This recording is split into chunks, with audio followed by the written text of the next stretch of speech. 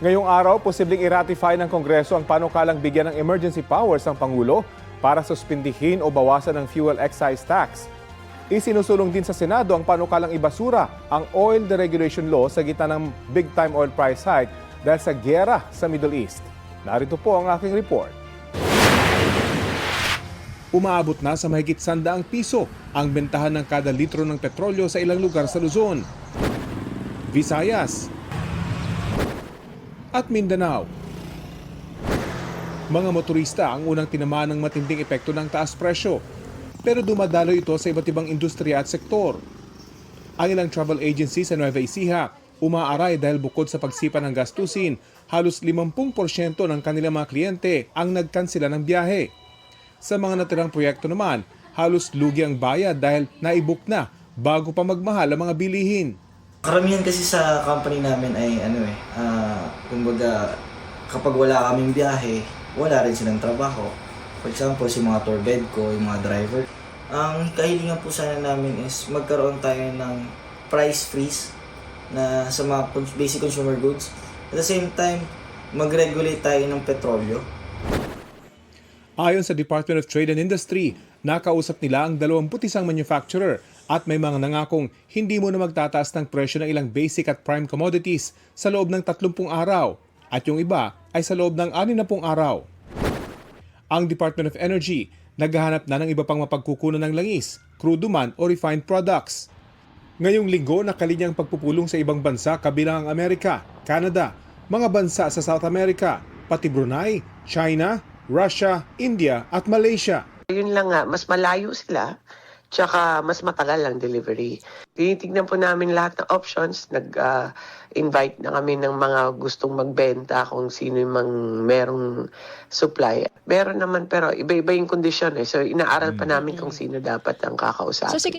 Sa Senate plenary, may maikling debate kaugnay sa panukalang pagbibigay ng emergency powers kay Pangulong Bongbong Marcos para suspindihin o bawasan ang excise tax.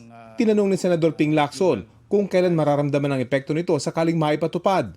Ayon sa sponsor ng panukala na si Senadora Pia Cayetano, base sa kakailanganing monitoring, aabutin ng 30 hanggang 45 araw bago ito maramdaman sa pump price, oras na ito ay ipag-utos ng Pangulo. Baka naman pwedeng isaan natin ng 2 weeks. After 2 weeks na nag-average siya ng $80 or more, mag-recommend na sila sa Presidente, mag-meet na yung DBCC, mag-recommend na sila sa Presidente para mas mabilis yung effect. It could reach 30 to 45 days kasi may stock na po ang mga oil companies, may nabili na sila.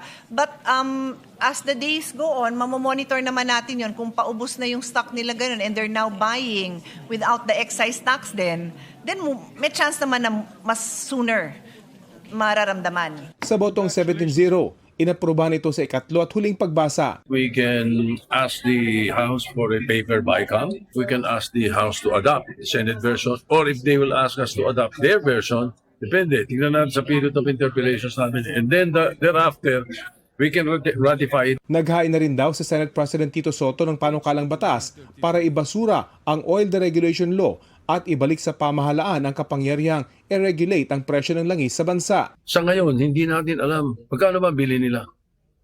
Kailan nila binili? 2 weeks ago? 1 month ago? Hindi natin alam Pero kung wala yan, balik sa dati, may pakialam ang gobyerno.